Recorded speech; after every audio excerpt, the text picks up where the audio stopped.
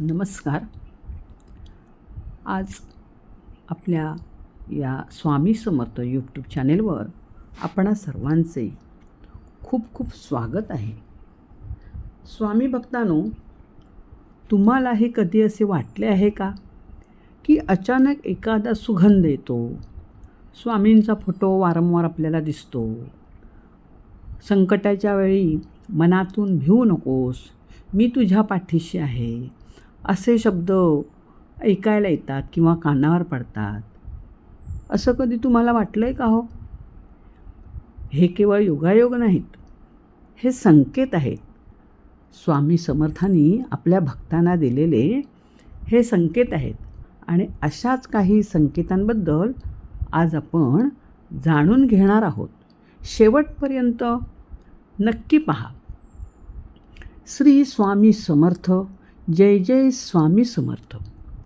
या जगात काही गोष्टी विज्ञानाने समजतात, तर काही अनुभव श्रद्धेच्या माध्यमातून आपल्याला समजतात.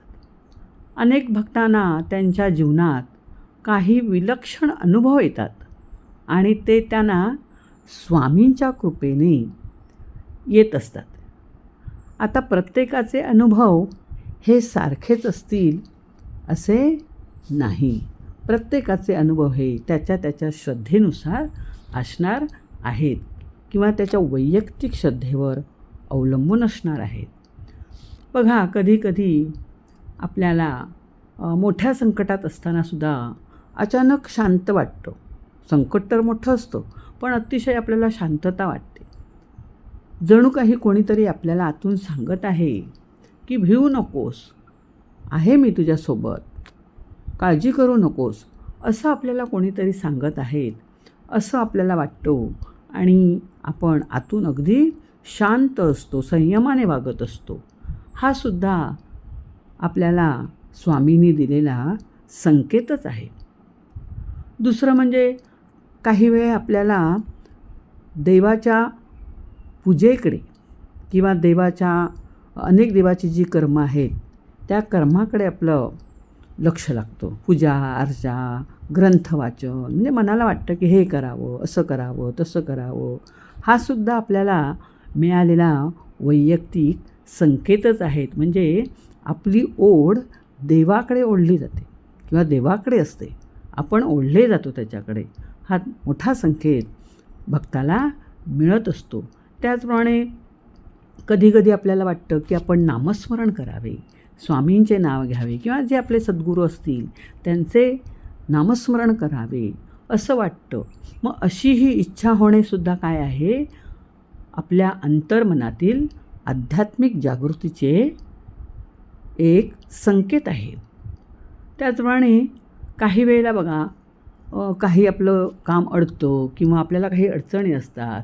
मग त्यावेळी मार्ग दाखवणारी एखादी व्यक्ती आपल्याला अचानक भेटते किंवा काही माणसं अशी आपल्याला अचानक भेटतात की त्यांच्यामुळे आपलं ते काम तडीत जातं किंवा त्यांच्यामुळे आपल्याला काहीतरी मार्गदर्शन मिळतं आणि आपण ते काम निश्चितपणे पूर्ण करू शकतो.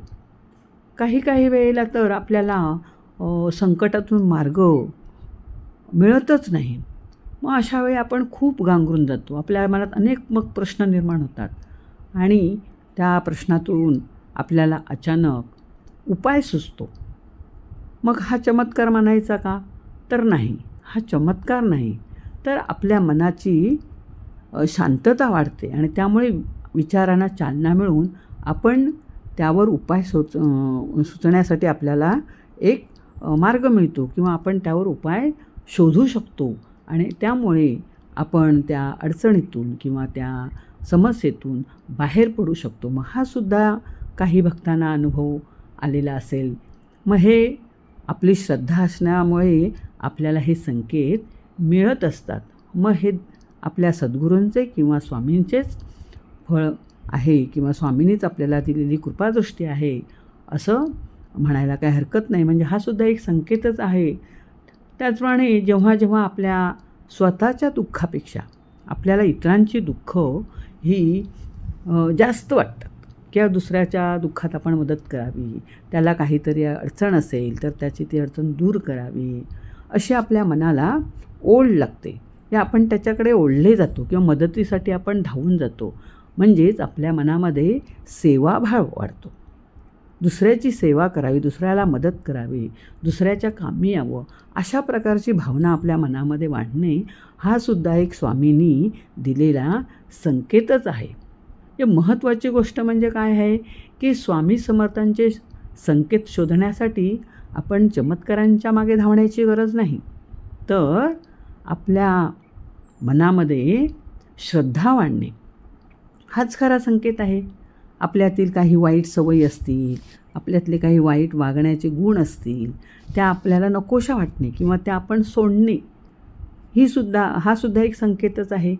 त्याचप्रमाणे आपल्याला खूप राग येत असेल, चिडचिड होत असेल किंवा आपल्याला कुठलंही काम करावं असं वाटत नसेल, पण काही वेळाने आपण त्या कामात मग्न होतो किंवा आपल्या मनातील चिडचिड कमी होते. हे सुद्धा काय आहे, स्वामींनी दिलेला संकेतच आहे.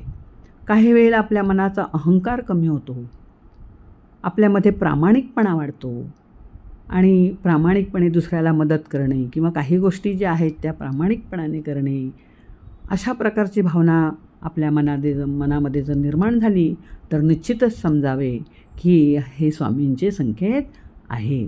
त्याचप्रमाणे एखादा अडलेला असेल किंवा गरजू असेल, अशा माणसाला मदत करण्याची इच्छा होणे किंवा त्याच्या वेळेला आपण धावून जाणे, हे सुद्धा स्वामींनी आपल्याला चांगलं कर्म करण्याचा संकेत दिलेला आहे असं म्हणायला काही हरकत नाही.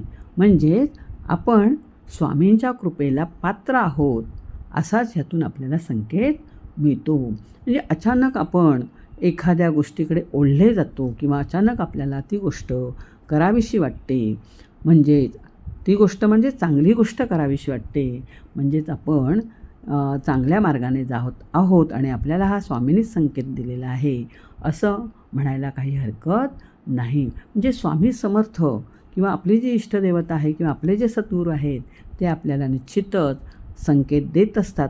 मात्र आपण त्या संकेतांकडे बारकाईने पाहत नाही किंवा त्या संकेतांचा अर्थ लावत नाही किंवा त्या संकेतांकडे दूरदृष्टीने पाहत नाही आणि त्यामुळं आपल्याला हा संकेत आहे किंवा हे वेगळं काहीतरी आहे, यातून आपल्याला काहीतरी वेगळं सुचवायचं आहे स्वामींना, असं आपण ओळखायला मागे पडतो किंवा आपण कमी पडतो.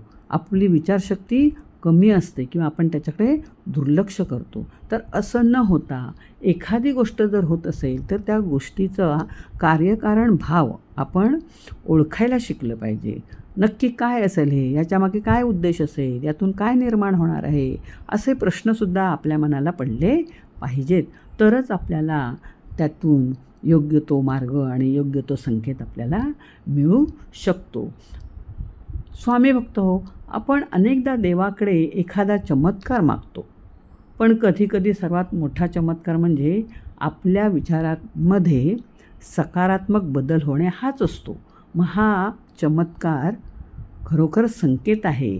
मग आपल्याला चमत्कार बघण्याची गरजच नाही आणि आपल्याला चमत्कार हवेतच कशाला, तर आपण आपल्या दृष्टीने, आपल्या श्रद्धेने संकेत मिळवायचे आहेत, संकेत ओळखायचे आहेत आणि स्वामी सेवेला पात्र ठरायचे आहेत.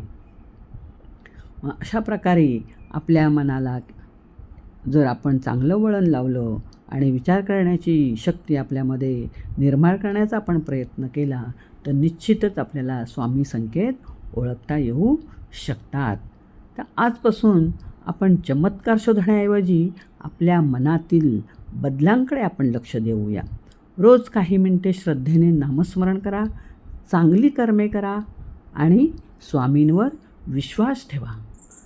स्वामी समर्थांची कृपा प्रत्येक भक्तावर वेगवेगळ्या प्रकारे प्रकट होऊ शकते, कारण प्रत्येक भक्ताची मानसिकता वेगवेगळी असते आणि त्यामुळे त्याचे अनुभवसुद्धा वेगवेगळे असतात, त्याला येणारे संकेतसुद्धा वेगवेगळे असतात आणि म्हणून या गोष्टींकडे तुम्ही प्रखरतेने लक्ष द्या आणि बघा, मग अनुभव तुम्हाला आल्याशिवाय राहणार नाही.